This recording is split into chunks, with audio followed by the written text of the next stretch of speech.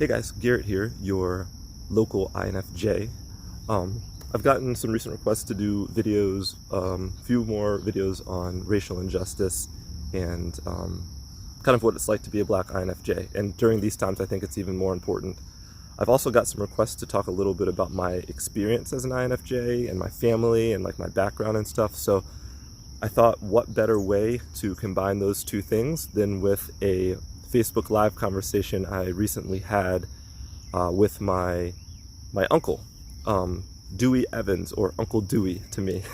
So I'll go ahead and post that. You can actually find the original video as well as a bunch of his other stuff at Walking While Black on Facebook. So if you go to Facebook, type Walking While Black, and that's his page. I'll leave the link in the caption, in the description.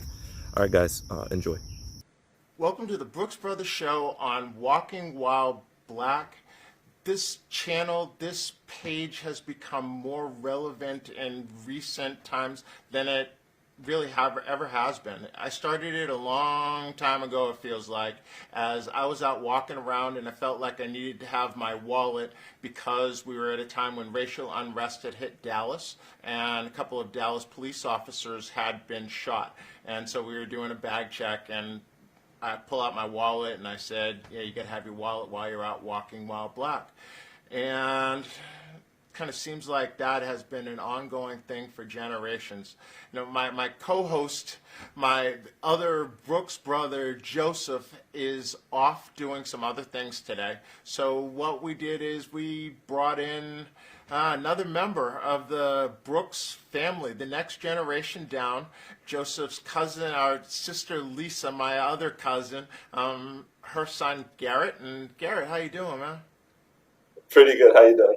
Good. You've been pretty active talking about these things on your YouTube channel, on social media in general. How's it affecting you? It is. First of all, thanks for inviting me. You know, I'm super nervous about coming onto a live show, but hey, I'm excited to do it. Yeah, it's definitely weighing on me. You know, as we talked about before, I kind of feel like this is a moment where it's almost our responsibility to speak up and do something, and I'm excited about that. But it also it's a heavy thing. It's never easy, and it's for me, especially today, it's been pretty exhausting. So one of the things on your YouTube channel that I noticed as I watch the videos is you approach things from your Myers-Briggs personality type. An INFJ, is that correct? An INFJ? That's right. Yeah. And I'm an ENTP. So from the INFJ perspective, you know, how would you think to be impacted differently? What's that personality type like? So yeah, that's a good question. I guess for a lot of people who might not even be familiar with like the Myers-Briggs, the MBTI typology, basically what it is, it attempts to define the way that we interpret the world and the way we determine how we're going to behave. So it gives us attributes, like 4 attributes each related to our personality. And for instance, like yours is an extroverted, intuitive, thinking perceiver, and mine's an introverted, intuitive, feeling judger. So we're, like you mentioned before, we are pretty much opposites, except we are both intuitive as our main function, which is really cool. So I guess typically INFJs,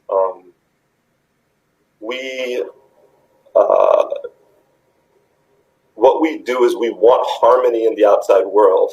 So as you can imagine, during a time like this, that's hard to find. And so I guess now that you say that, maybe that's why I feel like it is part of my responsibility to do something, because my very nature is, hey, let's fix this, let's find a reconciliation. You know, so and we do that through our major function, which is our intuition, which in like layman's terms, it's basically subconscious pattern detection, rather than you know, hard facts, looking at what's in front of us. We find patterns and we are able to piece those patterns together, and that is kind of how we understand the world, if that makes sense. So knowing that you have this, and so you're really clued into it because you really try to explain your world to other people through that lens. How have you found the disruption, and what is broken in the world right now? Like, from your point of view, what would you say we're actually fighting about? Because it started over somebody got killed, right? But it's a much deeper, it's a much deeper subject matter. I think very few people know much about George Floyd, but we all know that it is the latest in a string of violence which started 400 years ago, right? So, but Yeah. how do you see this? I guess it's really complex, but I guess the best way I can simplify it in my own head is these are so the Black experience, if you can even say there's a singular Black experience, right? Like, but the shared Black experience has been one of, in part, been one of frustration because we're treated a certain way, we have certain built-in disadvantages, and oftentimes, especially after the civil rights that your generation and the generation before fought for, that kind of has been pushed to the underbelly. So while it exists, it's not so overt. It's kind of hidden. So I think we have these experiences, and then we say, "Hey, we're having these experiences," and people on the other side are like, "What are you talking about? I don't see any of this in my day-to-day life." So I think that rage and that tension has been building, like that frustration. Help us, and there's no answer from the other side. And so I think what this incident has done is it's just created a situation where things have boiled over. It was just kind of a catalyst that set things on fire. And one of the things I think is really interesting about this is how coronavirus may have given people that weren't paying attention before the opportunity to kind of sit with themselves, reflect inside themselves, but also reflect on the kind of the world and give attention to an issue that maybe they hadn't before. So there was a sort of perfect storm which existed and it benefited me because I wasn't under duress when I had my heart attack. But in this case, Right. there were a lot of people who were more tuned into social media and had the time to be able to look at an issue. Maybe couldn't run away from it because it became, omnipresent on everywhere that they looked. And so there are people looking who wouldn't have otherwise looked. There are those who, because they are probably, the extroverted side, could no longer derive any energy. They were getting sucked dry by being in their homes, right? Wherein I actually is recharging batteries while being home, and E is losing energy because we gain energy by being around people. And so now here's this opportunity when I need a fix, so to speak, that I get to get mainlined by getting out there and interacting with all of these people, having a cause, and recharge my batteries. So, maybe that all kind of led to what we're seeing. Yeah, I agree. I think the fact that you said that's really interesting because I had specifically gone to some of my white friends and asked them, so you've told me your eyes have kind of been open for the first time, and while you were always concerned about the Black struggle, you didn't realize the extent of the struggle or the extent of the pain or the extent of the rage. What's been different? And one of my extroverted friends said that exact same thing. She said, "Man, I've just been locked up here." And this caught my attention. I said, "This needs to be fixed." And she's like, "That's pretty much the extent of it for me." So that's funny that you say that. Yeah. So we come from a place where we've probably realized there were a lot of barriers still to break down, but a lot of people had knocked down barriers in front of us. So, your great-grandparents were part of integrating neighborhoods in the DC area before I was born, right? So when your grandmother was a child, she managed to live or had the opportunity to live in an integrated neighborhood because her parents were fighting those battles. My mom was sent away to a exclusive white boarding school in the Northeast, where she was the first person of color there, Northfield Mount Hermon School. So she broke the color barrier there.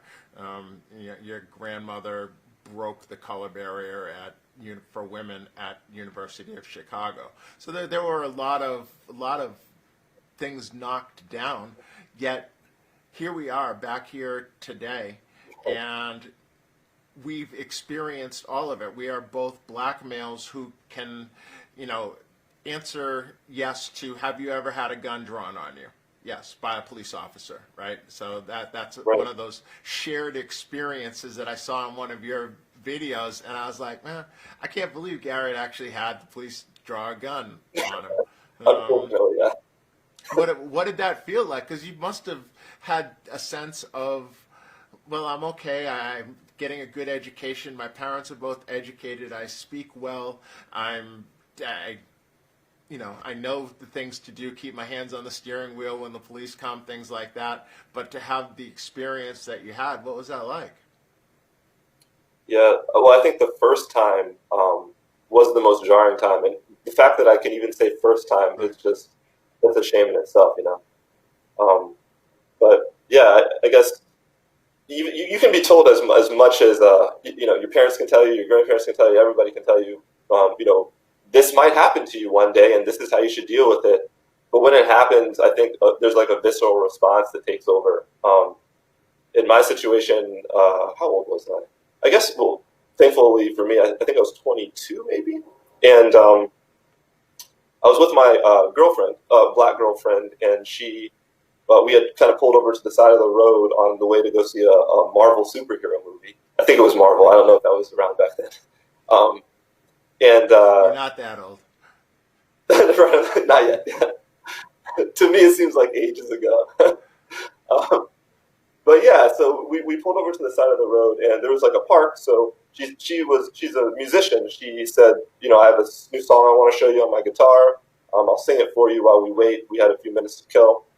So, she has her guitar in her lap. We're talking, and all of a sudden, out of the corner of my eye, I'm like, what is that over there? Like, I see movement coming towards us, and it's these two cops coming up. As they approach the car, they look in, draw their guns, and literally point them at us in the car. And like, I had never had a gun pointed at me up to that point, so like, that experience in itself was like, oh my God, like, it's almost like, I don't know, like, I never had an experience where I said, like, I could die in this instance. And I know that a cop, just because he points a gun at you, he's not going to shoot you, but that mortality hits you in that moment.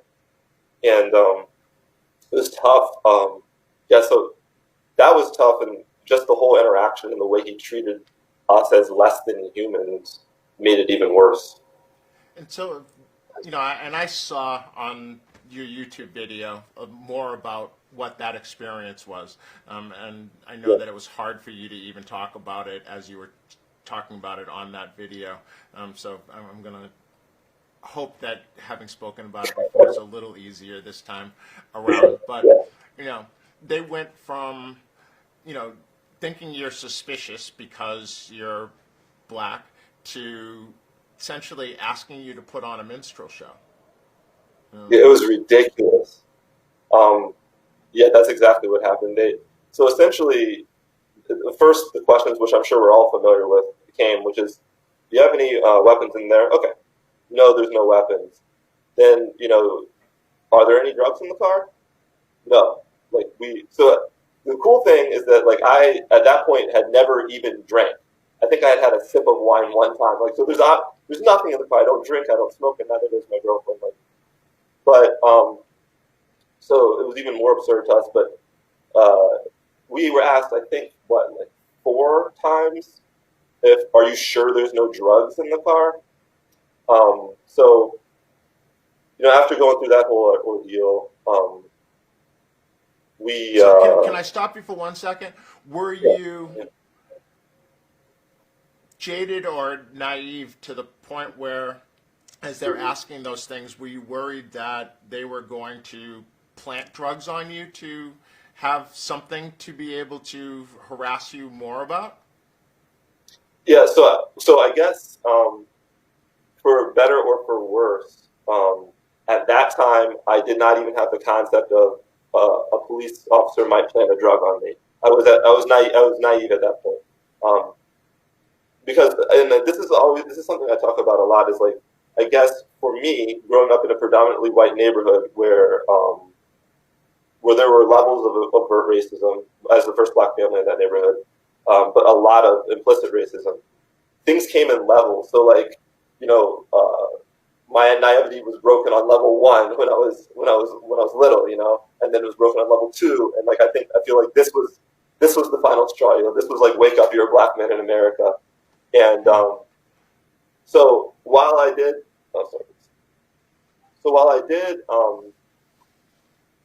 I did understand the unfairness of what was happening.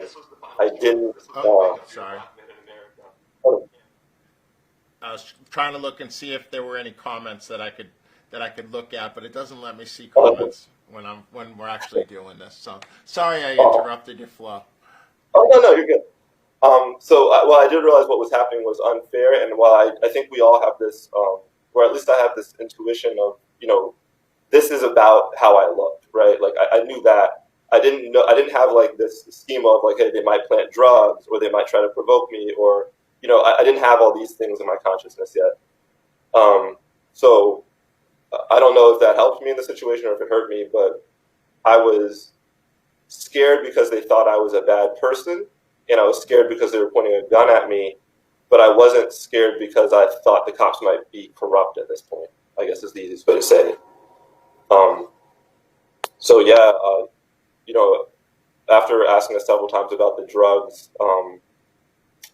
they proceeded to ask what was in the guitar case. And my girlfriend, I said, a guitar. And they said, oh, who's the musician? And so my girlfriend, who was even more naive than I was at the time, said, me. They said, oh, really? Why don't you sing us a song? And that was the moment for me. Like, and that moment is still even hard for me to talk about, because I don't know if it's as a man or just as a human, like, to be in that type of situation where like your girlfriend looks to you for protection, and at that moment you just feel completely helpless. You know that anything that you do is going to make this worse, and so anyway, yeah, she ended up having to sing them a song. She said, well, what do you want to hear? And then they said, why don't you sing us Mariah Carey? And so there we are in the car. But there's a musical performance being performed to prevent our arrest. Like that has anything to do with anything? We've already proven that there's no drugs in there. Taken, out, right. And there's a guitar. So why do I now need to entertain you as well? Is that because I'm black, and so therefore I'm supposed to be providing entertainment? That's what it is. If I, if it was a shoebox and I said they were, they were my cleats because I was a track athlete, would they ask me to go out and run a 100-meter dash or something? Right. I think one of the things about the black experience is the more context we have, the more quickly we understand when something is happening due to our race. And sometimes that's hard to explain to people that don't go through it, but it becomes pretty easy to recognize when you always end up somehow matching the ID of the suspect in the area, like over and over and over again. You're pulled over while walking down the street at night. You come to realize, like, wait a second, this is because of how I look. This isn't because of anything I'm doing. This is not even because of the cop's ego, which a lot of people complain about. This is something specifically and specially set aside for people who look like me. And so when incidents like this happen, it becomes pretty clear. Then the cops aren't treating you like a human. They're laughing. They're enjoying the show, All right. And then they walk away. And that's that. They go on with their day. They're probably telling this story as if it's a joke. We had these kids shaking, playing the guitar. And for me, that's a traumatic, lifelong memory now, which is infuriating. Your generation is, what we hear is much less tolerant of injustice in Yeah. general, of racism, of things like that. So do you think because your generation has come of age, is of age, that's adding to the protests and things that we're seeing, where I believe, my generation missed a lot of that. We didn't have something to really fight for, where my parents in the 60s they were a generation that there was a lot of social upheaval, fighting against war, fighting against racism, all of those things, and it sort of missed something. How do you think your generation is especially primed for this moment? That's a good question. So yeah, we talked about it through the coronavirus lens, but I think that there is an element, a generational element too, for sure. I think, when you have a global world and people are connected from a younger age, for me, I remember being at Uncle Joey's, at Joey's house, growing up, and dial-up was just invented, AOL dial-up, and I was, I was like a quiet, nervous kid, but I was waiting for the opportunity to please be able to go on and check out Nintendo.com, my video game site. But it started then when I was little, and the internet has blossomed, has exploded, and I think it's connected all of us to a point where that's why we are less tolerant. We meet people, we befriend people online. They look totally different than us. We understand their humanity. We see it. And I'm thinking about this as we speak, but I guess perhaps that might be one of the things that came from Trump's presidency, and this whole, not just his presidency, but like this international, wave of nationalism. And I think that affects people in our generation. Like, we're like, wait a second, like, first of all, we thought we were past this. Second of all, like, we are a tolerant, inclusive people, right? So the more that this nationalistic wave presses down on us, the more like it's like a pressure cooker, we're ready. Like, and I think during Corona times, this just become our moment. The pressure was building because of all the recent things, and we are not ready to stand for that type of intolerance. And I think it has just exploded due to the confluence of everything at once. So how do you keep things going? One of the things that I know as a fact is we run a place where the news cycle, people's energy, they move from topic to topic to topic pretty quickly, right? So at the moment, it looks like, wow, this is more than we've ever seen, but there's going to be those that are just going to fizzle out because they're going to lose energy. They didn't really understand their motivation to begin with. And then there will be some energy put towards placating another portion of those that are up in arms at the moment. So we will give them a little bit. It's something that is in video that I just put out that probably came up for people as we're sitting here talking, was something that came to me that was presented in a sociology class in 1956 at Simmons College to a neighbor of ours. And, essentially that, people do not give up power voluntarily. It has to be wrested away from them.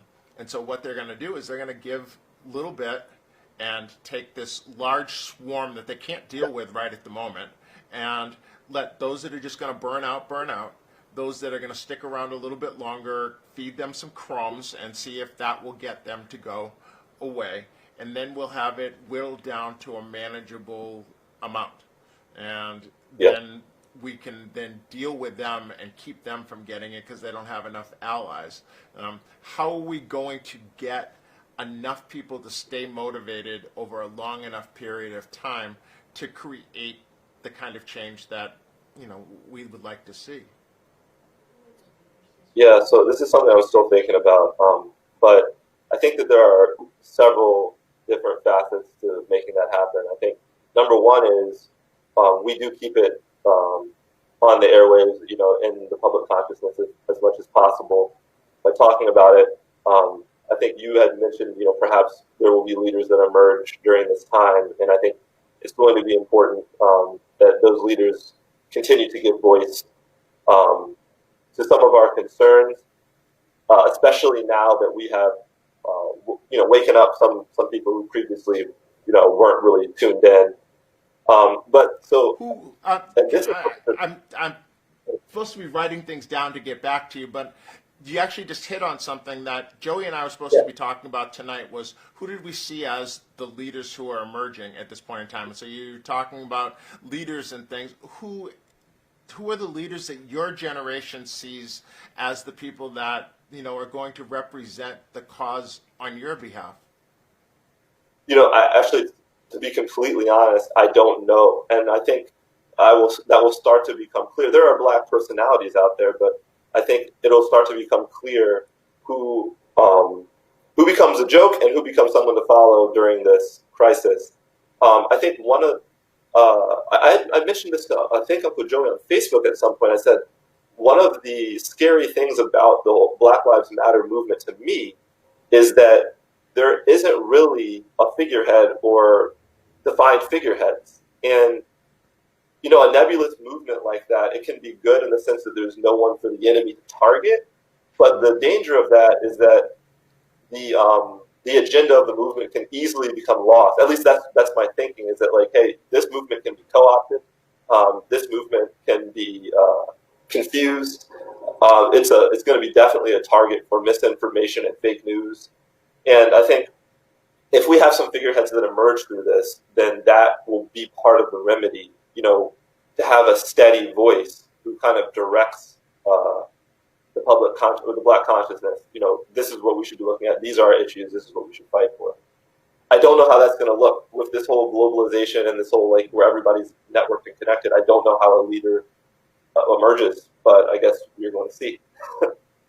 Yeah, is it someone who is in a particular city who is leading the protest day after day, so they're the one who has the megaphone and has a message that keeps going out? Or is it someone who has a platform on social media and they have lots of followers and they're doing it that way? Or is it someone who has a combination? I don't really know of how would we reach people of your age who have the energy and mobilize them and activate them. Yeah, so yes, that's something that I'm going to be thinking about. It's something I'm definitely going to be putting a lot of thought into, and I think a lot of it is going to be through social media. Like, I feel like we're as ridiculous as it sounds, we are kind of motivated by memes. We're a generation that's motivated by memes, right? And not because of the silliness of them, but because they have a way of striking to the core of an issue in a very succinct, simple way.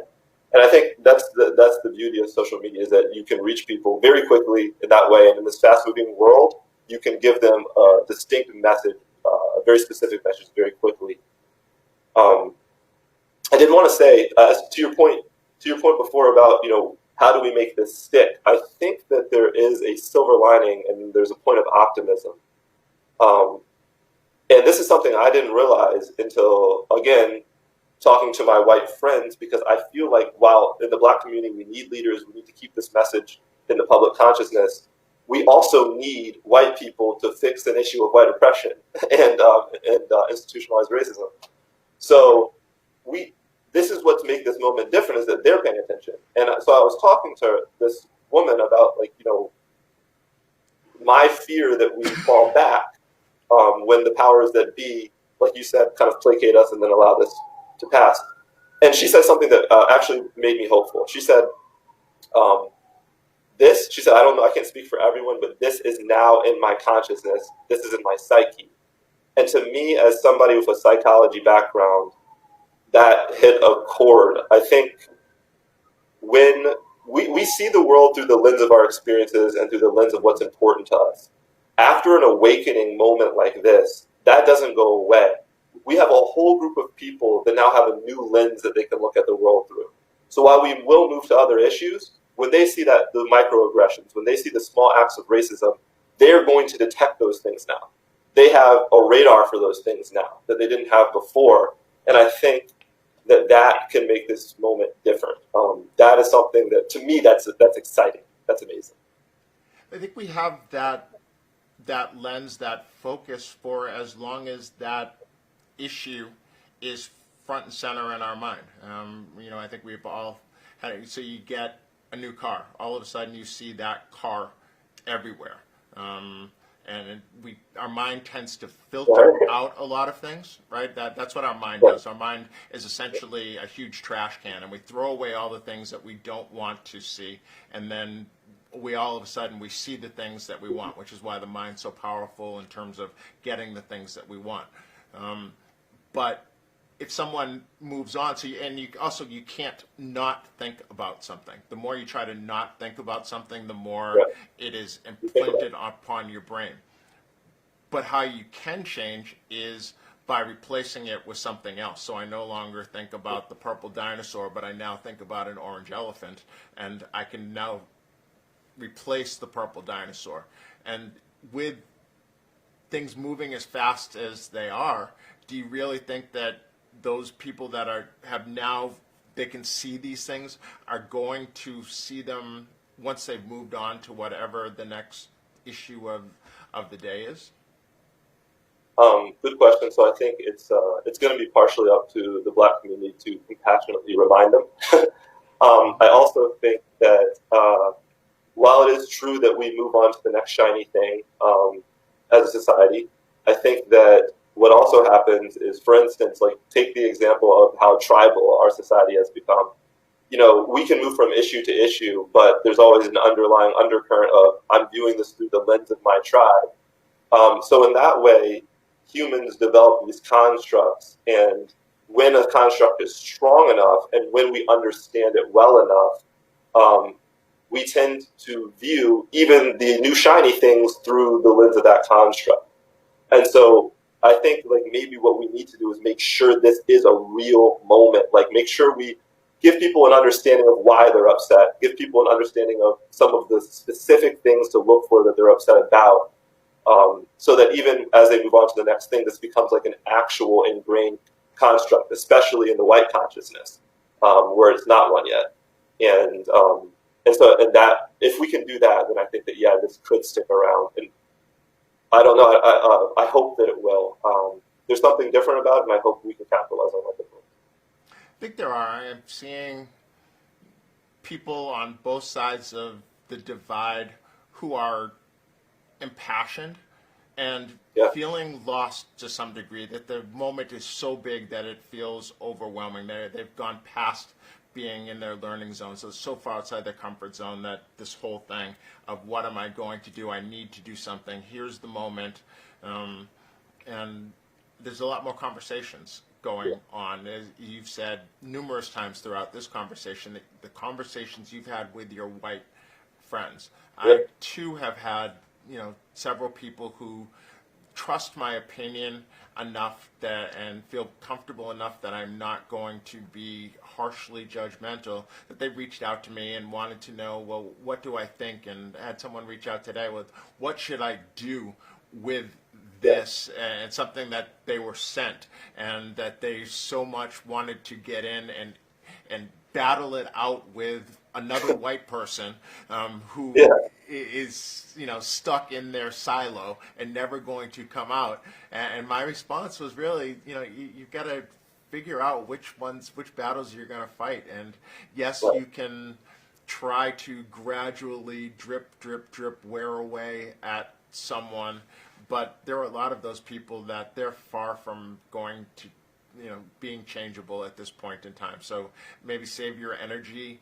Don't get to where you become argumentative and now all of a sudden you are also seen in a negative light because you're dwelling in the negativism. It's hard, but I think there's still a lot of conversations that aren't happening. I'm back to Concord, Massachusetts, and I don't know if I even said it at the beginning of this conversation. I grew up in a place where my family was brought to Concord, Massachusetts in an attempt to integrate it. They said, good-looking, well-educated black people, black family, come here, open the doors to this. I'm right back there. I'm in a bubble in Austin, Texas, where most days I don't see anybody that, there's not a lot of this around here. If there is, they're generally mixed, or they're here working and they're going back out someplace else. They're day laborer or something.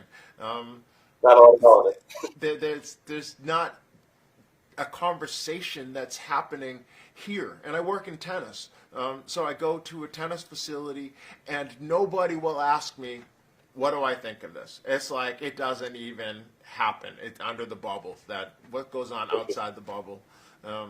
So, do you think I should be having those conversations with people? Should I be starting those conversations with these people?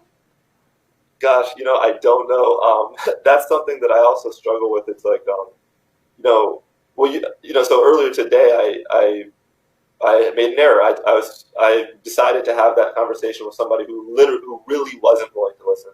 Somebody who denied that racism was even an issue in today's society.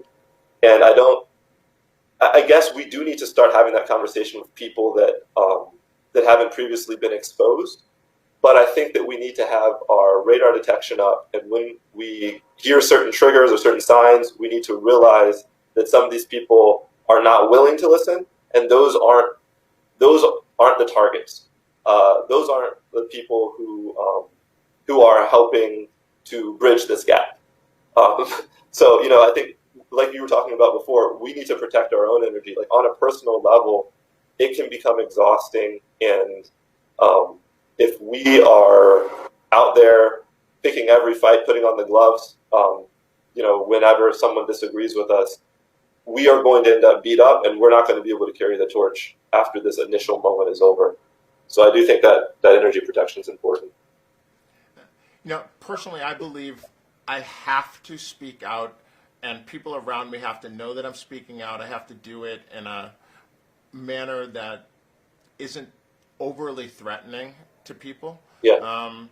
Because there have been numerous times in my life that I've had somebody say to me, but you're not black. Well, I'm like, how am I not black, right? And it happened a lot before social media, a lot more before social media, because people couldn't see your picture and things. And so your first interactions with people was generally by phone.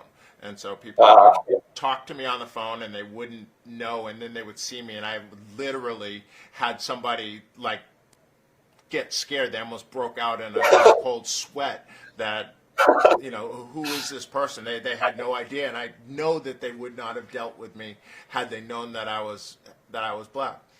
But because I can speak the Queen's English, and because I have fit in a lot of places that other people of black and brown skin haven't fit in, I think it's incumbent upon me to not leave the door open for the people like Candace Owens to be the spokesperson. I'm a good-looking black female, and I'm going to be an apologist for the whole race, but it's not me. But they are all a bunch of crooks and criminals and things like that. If I don't speak up in that void, then the void left is going to get filled by people like that are going to find their 15 minutes of fame. I think that's a good point. Yeah. So I guess that's a really good way to put it. Is the void will be filled? Do we really want that to be filled with apologists, or do we want it to be filled with our voices? And so I think like the middle ground in terms of protecting our energy, making sure we can maintain, and making sure, because what I felt in the past couple of days is a little bit of anger actually, and that's not good. That's not me. I feel like we need compassion to bridge this gap.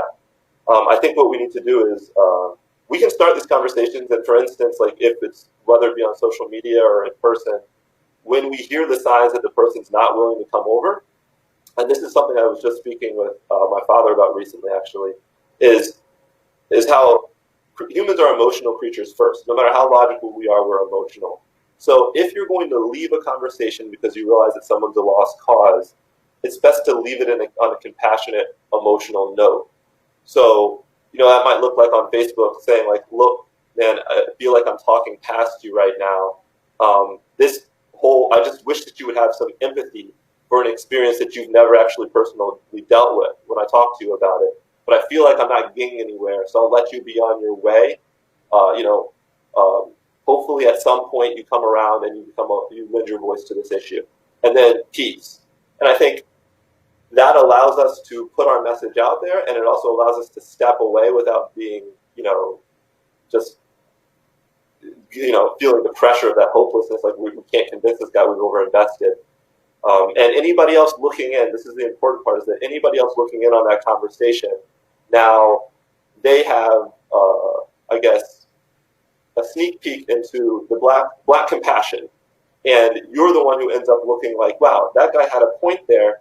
It strikes an emotional chord, and maybe somewhere down the line, if that type of thing happens enough, they become sympathetic to the cause as well. You are an enlightened young man. I'm honored to call you part of my family.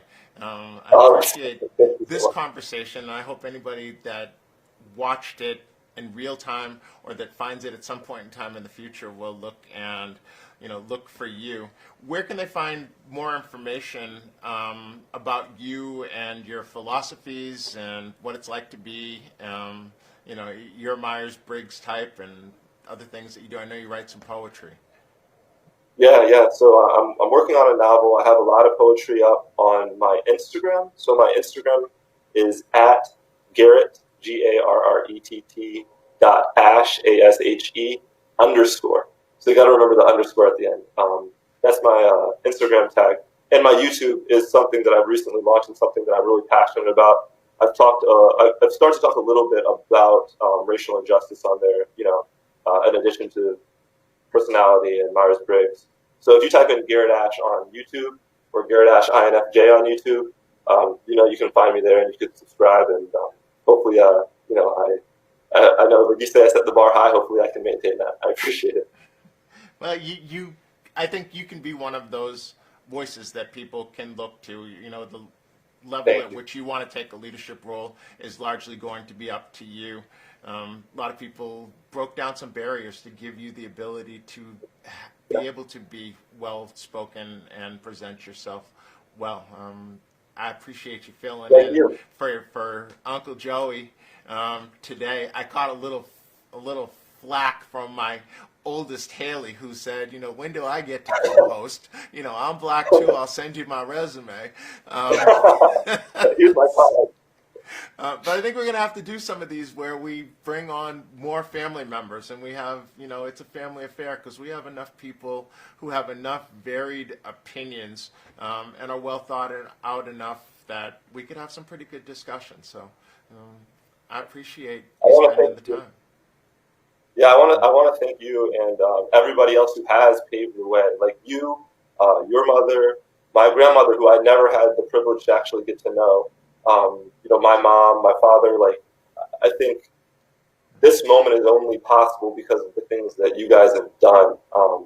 And not only did you guys make us, but you made us who we are. So we appreciate you guys too.